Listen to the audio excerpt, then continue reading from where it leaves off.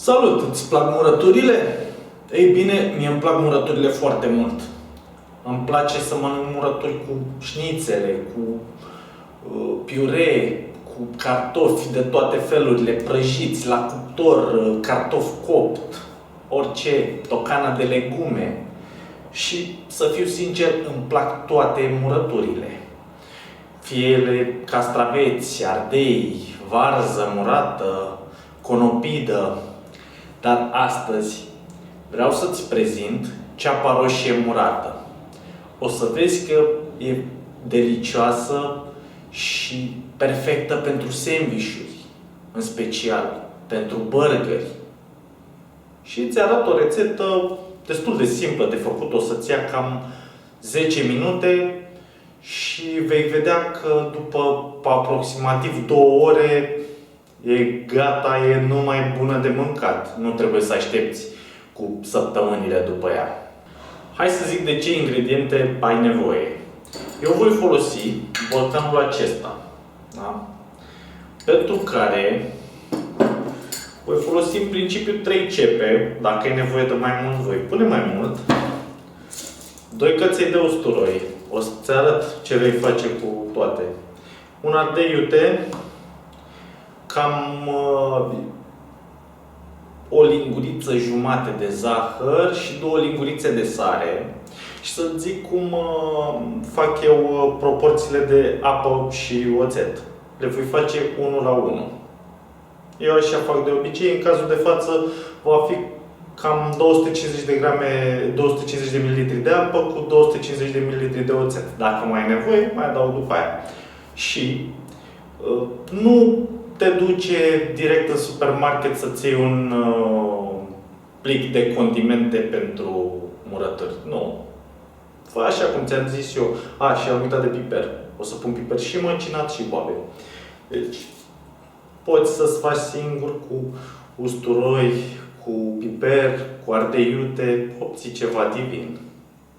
Nu e greu. O să vezi.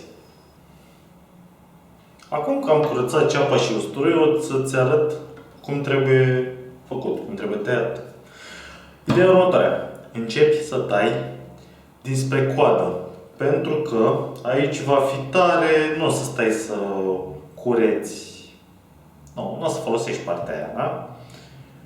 Și tai cât vrei tu, de subțire, rondele, nu e nicio problemă.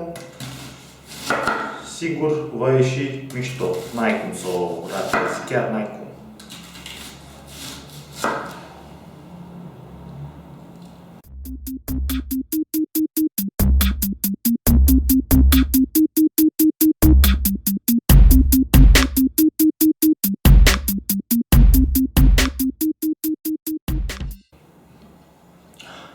Mai pot vine să plâng. Trebuie să-mi iau o asistentă care să-mi taie ceapa. Nu mai suport. Să filmez și să... E greu. Noroc că nu mă vezi acum. Noroc că e camera pe tocător.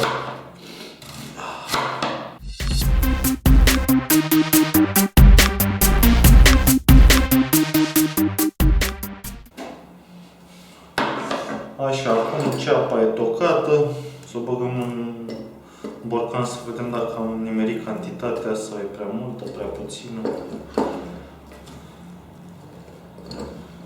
Cred că e ok, spre prea puțină.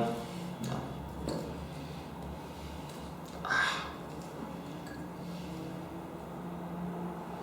E ok, nu mai apuc să tai alta.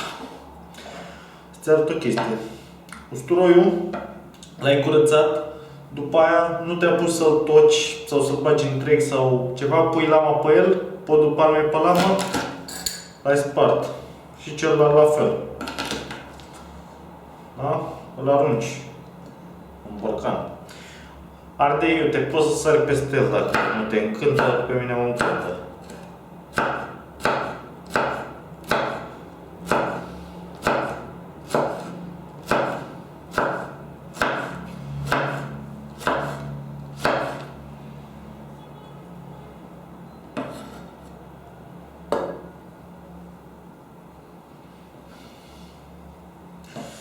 Cam atât cu ardei iute. Cam așa arată până acum. Ar mai fi mers niște ceapă în el, dar nu mai am cum să curăț asta. Mai fac o rundă data viitoare.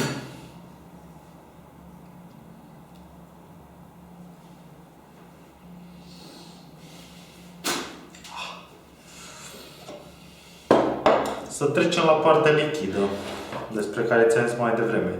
Am aici o cană de apă, turnăm. Urmează o cană de oțet. Ți-am zis, eu folosesc proporție de 1 la 1. Poți să folosești altfel dacă vrei, dar nu-ți recomand. Eu folosesc oțet de vin alb. Încă mă ustură ochii de la ceapă. Da, să te pregătești de asta când vrei să faci ceapă murată. Să te pregătești.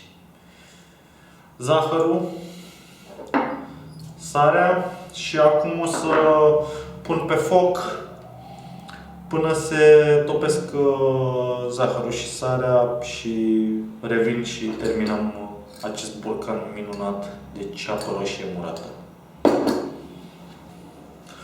Partea lichidă este gata. Între timp am mai adăugat 2 lingurițe de sare. Chestia e că atunci când pregătești soluția, poți să pui și pe parcurs. Nu e nicio problemă. Și dacă tot a durat un pic, am mai adăugat niște ceapă. Ți-am zis la început, niște piper măcinat. Da.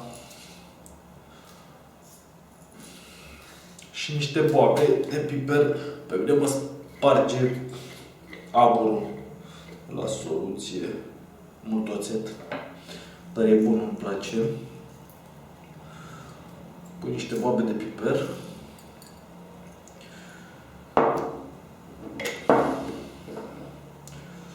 După care va trebui să adaugi soluția ca să obținem ceva minunat. Ia să vedem, am nimerit? Am nimerit? Da, am nimerit.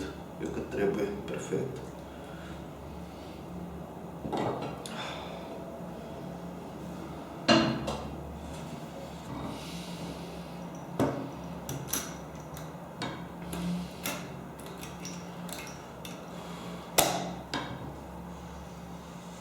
Așa arată momentan și va trebui să o las un pic să se răcească, după care o voi băga la frigider. Eu le țin la frigider, în maxim 2 ore e gata, garantat.